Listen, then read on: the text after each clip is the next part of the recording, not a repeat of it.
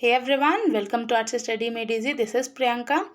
तो हमारी क्लास 8 की ज्योग्राफी सीरीज़ चल रही थी जिसमें हमारा चल रहा था चैप्टर नंबर 5 इंडस्ट्रीज़। तो इस चैप्टर में हम डिस्कस कर रहे थे इंडस्ट्रीज़ के बारे में कि किस टाइप की बेसिकली हमारे इंडस्ट्रीज़ होती हैं, कैसे वो डिस्ट्रीब्यूटेड हैं हमारे इंडिया में और वर्ल्ड में। तो आज के लेक्चर में हम लेक्चर नंबर 10 में हमने स्टार्ट किया था टॉपिक कॉटन टेक्सटाइल इंडस्ट्री। तो आज के लेक्चर में हम उसी को कंटिन्यू करते हुए देखेंगे कि भाई इंडिया में और वर्ल्ड में कहाँ कहाँ कॉटन टेक्सटाइल इंडस्ट्रीज़ का सेटअप हुआ था, इंडस्ट्रियलाइजेशन हुआ था, पास्ट में कैसा था और अभी कैसा है उसके बारे में पढ़ेंगे। अगर आप हमारे पिछले लेक्चर्स नहीं देखे हैं तो चैनल में आपको लिंक मिल जाएगा। चैनल में लिंक मतलब है मेरा कि चैनल में प्लेलिस्ट आपको मिल जाएगी हर क्लास की, आप वहाँ से देख सकते हैं। तो चलिए अब हम शुरू करते हैं हमारे आज के लेक्चर को। तो जैसा कि हमने बताया कॉटन टेक्सटाइल इंडस्ट्री के बारे में, तो हम पिछले लेक्चर को थोड़ा आपको रिकॉल करा देते हैं कि भाई कॉटन टेक्सटाइल इंडस्ट्री कहाँ पे सबसे ज़्यादा रहती है। तो बेसिकली जो कोस्टल एरियाज़ होते हैं, मतलब जहाँ पे कोस्ट रहता है। क्यों? इससे क्या होगा भाई, ईजिली हम कॉटन को अपना ट्रांसपोर्ट कर सकते हैं विदेशों में, वर्ल्ड में हम ट्रांसपोर्ट कर सकते थे उस टाइम पे, ठीक। तो वैसे ही हमारी एक सिटी है अहमदाबाद। इसको हम क्या कहते हैं? तो इसे हम मैनचेस्टर ऑफ इंडिया कहते हैं। मैनचेस्टर मतलब क्या होता है कि मतलब ऐसा प्लेस जो पूरे इंडिया को क्या प्रोवाइड करे, रॉ मटेरियल। यानी कि कॉटन से रिलेटेड जितना भी रॉ मटेरियल है वो सब कहाँ से मैन्युफैक्चर होगा, कहाँ से सप्लाई होगा? तो अहमदाबाद से। मैनचेस्टर मतलब होता है कि a place where all raw material related to cotton is been manufactured. Okay, तो अब हम चलिए थोड़ा अहमदाबाद के बारे में पढ़ते हैं। तो ये कहाँ पे? तो भाई ये गुजरात में साबरमती रिवर के किनारे लोकेटेड है। अब ये क्यों फेमस है भाई? यहाँ पे सबसे पहले हमारी मिल स्टैब्लिश हुई थी कॉटन टेक्सटाइल की। कब हुई थी ये? 1859 पे। It soon became the second largest textile city of India after Mumbai. Mumbai देखिए वहाँ पे वो हमारा सबसे बड़ा कोर्ट था, वहाँ से हम इजीली, जो हमारा गेटवे ऑफ इंडिया है वहाँ से हम इजीली अपना ट्रांसपोर्ट कर सकते थे, ठीक। तो मुंबई के बाद ये जो हमारा अहमदाबाद है ये सेकेंड लार्जेस्ट सिटी बना किसका? टेक्सटाइल का। Ahmedabad was there for often refer to as Manchester of India. जब ये सेकेंड सिटी बन गई तो उसके बाद इसको मैनचेस्टर ऑफ इंडिया के नाम से भी रिफर करने जाना जाने लगा। अब इसका सबसे अच्छा रीज़न क्या भाई? कोई भी लोकेशन अगर आपको कोई भी इंडस्ट्री को लेकर सुटेबल है तो वहाँ पे क्या है, वहाँ पे सारे जो फैक्टर हैं उस इंडस्ट्री को लेके वो प्रेजेंट है। भाई वहाँ का इन्वायरमेंट सही है, लेबर रिक्वायरमेंट सही है, वाटर, ये सब। तो वही चीज़ यहाँ पे कह रहे हैं कि भाई सबसे अच्छी बात क्या है कि भाई वहाँ की जो फेवरेबल लोकेशनल फैक्टर्स हैं वो responsible for the development of the textile industry in Ahmedabad. वहाँ का जो लोकेशन है, वहाँ का जो वेदर है, वहाँ का जो क्लाइमेट है वो सबसे ज़्यादा रिस्पॉन्सिबल है वहाँ पे जो भी हमारी कॉटन टेक्सटाइल इंडस्ट्री फली फूली है उसको लेके, ठीक है। Ahmedabad is situated very close to the cotton growing area. This ensures easy availability of raw material. अब यहाँ पे बता रहे कि भाई जो जो हमारे फैक्टर्स होते हैं, रॉ मटेरियल, लेबर, वाटर, इन सब के बारे में बताया कि भाई जो अहमदाबाद है वो जहाँ पे कॉटन उगाया जाता है वहाँ से बहुत पास में है।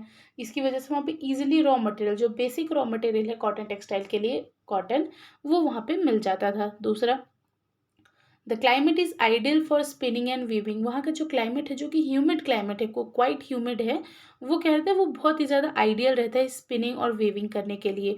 तो वो वहाँ की बेस्ट सिचुएशन थी। The flat terrain and easy availability of land is suitable for the establishment of mills. यानी कि जो उसका फ्लैट टेरेन है, जो प्लेन एरिया है, फ्लैट टेरेन है, वहाँ पे वहाँ पे लैंड इतना ज़्यादा ईजिली अवेलेबल था कि भाई ईजिली हम बड़ी बड़ी मिल्स को वहाँ बना सकते हैं अहमदाबाद में, ठीक है। अब जैसे मैंने आपको बताया कि भाई कोई भी इंडस्ट्रीज, जो हम फैक्टर्स ऑफ इंडस्ट्रीज टॉपिक है पिछले लेक्चर्स में हमने डिस्कस किया है, उसको हम पढ़ चुके हैं। उसमें जो जो फैक्टर्स हैं वो जिस जगह में आपको सुटेबली इजीली मिल जाएंगे वो हमारा क्या हो जाएगा, उस इंडस्ट्री के लिए, उस पर्टिकुलर इंडस्ट्री के लिए वो फेवरेट प्लेस हो जाएगा। The densely populated state of Gujarat and Maharashtra provide both skilled and semi skilled labour. अब देखिए गुजरात और महाराष्ट्र आपस में बॉर्डर टच करते हैं, तो यहाँ पे कह रहे हैं भाई जो डेंसली पॉपुलेटेड, मतलब वहाँ पे बहुत ज़्यादा लोग हैं, वहाँ पे वो जो इतने ज़्यादा लोग हैं, ज़्यादा लोग रहेंगे तो भाई ईजिली हमको क्या मिल जाएंगे, स्किल्ड और सेमी स्किल्ड। सेमी स्किल्ड यानी कि हाफ स्किल्ड लेबर ईजिली हमको अवेलेबल है। तो देखिए हमारा लैंड हो गया, ठीक, रॉ मटेरियल की अवेलेबिलिटी हो गई, स्किल्ड लेबर्स हो गए, well developed road and railway network जो है वो क्या करता है, वो हमारे जो टेक्सटाइल उसको ईजिली ट्रांसपोर्ट करने में हेल्प करता है, ट्रांसपोर्टेशन हो गया, thus providing easy access to the market. अब देखिए जितना अच्छा ट्रांसपोर्टेशन होगा, रेल, ट्रेल, ये सब के कारण क्या हो गया भाई, हम इजीली मार्केट से कनेक्ट कर पाए। भाई मार्केट में जैसी अवेलेबिलिटी हुई हम उस हिसाब से उतना फास्ट या उतना डिले करके जैसा भी हो सकता था हम इजीली वहाँ पहुँचा पाए। तो इससे भाई मार्केट के भी टच में रहे, Mumbai port near by facilities import of machineries and export. अभी जो मुंबई पोर्ट है, जैसा कि हमने बताया मुंबई और महाराष्ट्र बॉर्डर टच करते हैं, तो मुंबई से ईजिली जो मशीनरीज रहती थी, जो हैवी मशीनरीज रहती थी कॉटन टेक्सटाइल के लेके रिलेटेड, वो हम ईजिली वहाँ से ट्रांसपोर्ट कर पाते थे। ठीक, तो मतलब जैसे देखिए जो भी मुंबई पोर्ट से या विदेशों से अच्छी अच्छी मशीनरी आई, वो हम इजीली अहमदाबाद में ट्रांसपोर्ट कर सके। वहाँ से हम रॉ मटेरियल, बस रॉ मटेरियल कहते हैं, जो हमारा कॉटन है उसको हम इजीली फैला इम्पोर्ट एक्सपोर्ट का इजीली हम काम वहाँ से कर सकते थे। ठीक, ये कुछ फैक्टर्स थे जो रिस्पॉन्सिबल थे अहमदाबाद में कॉटन टेक्सटाइल इंडस्ट्रीज़ के डेवलपमेंट को लेके। अब यहाँ पे डू यू नो कर रहा है, डू यू नो में हम क्या पढ़ते हैं, फैक्ट्स के बारे में पढ़ते हैं। About 1/3 of Indian textile industry total production is, हमारी जो टोटल टेक्सटाइल इंडस्ट्री उसका जो 1/3 पार्ट है वो हम पूरा क्या कर देते हैं, एक्सपोर्ट कर देते हैं, यानी कि वर्ल्ड मार्केट में हम बेच देते हैं। अब यहाँ पे आगे बात करते हैं आज प्रेजेंट टाइम में क्या सिचुएशन है अहमदाबाद की। ये तो बात हो गई भी 1859 की। But in the recent years Ahmedabad textile mills have been having some problems. Several textile mills have closed down. This is primarily due to the emergence of new textile centers in the country as well as non-upgradation of the machines and technology in the mills of Ahmedabad. तो ये basic reason है जिसकी वजह से आज की date में Ahmedabad Manchester of India नहीं रह गया। क्यों भाई, पूरे इंडिया में और भी जगह नई नई मिल्स बन गई, नए नए लोग कॉटन को मैन्युफैक्चर करने लगे, जिसकी वजह से इसकी अवेलेबिलिटी कम हो गई। दूसरी बात, यहाँ की जो मशीनरीज थी उनको अपडेट नहीं किया गया, ठीक, चेंजेस नहीं लाए पे, जिसके कारण इसको आप आज की डेट में अहमदाबाद इतना बड़ा मार्केट नहीं, मतलब इतना बड़ा मार्केट शेयर होल्डर नहीं है कॉटन को लेके। ठीक, इम्पोर्टर एक्सपोर्टर जो भी कहते हैं। अब यहाँ पे वर्ल्ड में अगर हम बात करें तो वर्ल्ड में एक प्लेस है ओसाका, जो कि जापान में है।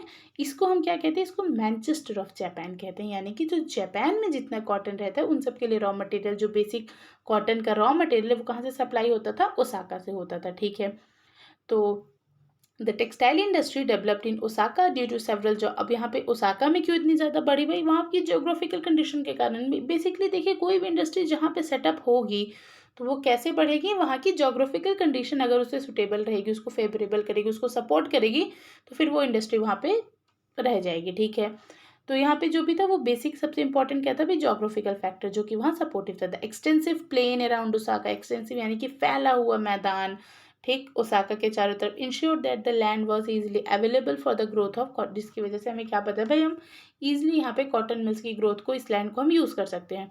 Warm humid climate is well suited to spinning and weave. Warm humid climate, न ज़्यादा गर्मी न ज़्यादा ठंडी, मीडियम का क्लाइमेट जो था वो बहुत सूटेबल था किसके लिए, स्पिनिंग एंड वीविंग के लिए।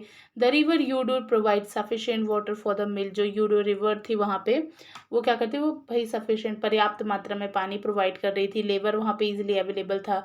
Location of port facilities, import of raw cotton for exporting, वहाँ पे भाई पोर्ट की फैसिलिटीज़ भी थी, हम इजीली वहाँ से इंपोर्ट एक्सपोर्ट कर सकते थे कॉटन टेक्सटाइल का। ठीक, तो the textile industry at Osaka depends completely upon imported raw material. अब वहाँ पे देखिए इम्पोर्ट एक्सपोर्ट तो ईजिली अवेलेबल ट्रांसपोर्टेशन के कारण, बट ओसाका में जो इंडस्ट्री थी वहाँ पे जो भी मतलब हमारा रॉ मटेरियल था वो इम्पोर्टेड होता था, यानी कि बाहर से आता था, तब वहाँ पे वो कॉटन को डेवलप करते थे कॉटन मिल्स में। Cotton is imported from Egypt, India, China. अब कॉटन कहाँ से आता था, तो ये आता था इजिप्ट, इंडिया, चाइना, यूएसए से। The finished product is mostly exported and has a good market due to good quality and low price. अब ये देखिए, ये लोग रॉ मटेरियल इंपोर्ट करते थे और फिर उससे बढ़िया प्रोडक्ट बना के अच्छी मशीनरी के साथ उसको एक्सपोर्ट करते थे, ठीक, कॉटन को। और वो जो कॉटन था वो मशीनरी से बना था, तो चीप प्राइस के कारण और गुड क्वालिटी के कारण इसकी बहुत ज़्यादा डिमांड थी, यानी कि ये बहुत हाई मात्रा में क्या होता था, एक्सपोर्ट होता था। दो it is one of the important textile cities in the country, of let the cotton textile industry of Osaka has been replaced. देखिए, हालांकि जापान की जो ओसाका है वो मैनचेस्टर ऑफ जापान भले कहलाई जाती थी, वो उस समय बहुत इंपॉर्टेंट कंट्री थी, बट बाद में समय के साथ वो वहाँ की जो कॉटन टेक्सटाइल इंडस्ट्री उसको रिप्लेस कर दिया गया, वो रिप्लेस हो गई बाकी इंडस्ट्री से। कौन कौन सी, iron steel industry, machinery, ship building, automobiles, electrical equipments and cement, ये सारी जो इंडस्ट्री थी बाद में क्या कर दी, हमारी कॉटन टेक्सटाइल इंडस्ट्री को रिप्लेस कर दी। हालांकि पास्ट में कुछ भी हुआ, आज की डेट की हम बात करें तो आज की डेट में वो मैनचेस्टर ऑफ जापान नहीं रह गया, जैसे कि हमारा अहमदाबाद। भाई बहुत सारी कंपनी आगे धीरे धीरे मतलब इंडस्ट्रियलाइजेशन बढ़ा, जिसकी वजह से बहुत सारी इंडस्ट्रीज आ गई। ठीक, तो हमने बात की भाई कॉटन टेक्सटाइल इंडस्ट्री की, आज बात की। आज से हमारा ये चैप्टर फिनिश होता है। इसके आगे हम न्यू चैप्टर स्टार्ट करेंगे। तो मिलते हैं, चलिए। Thank you for watching and stay tuned with us.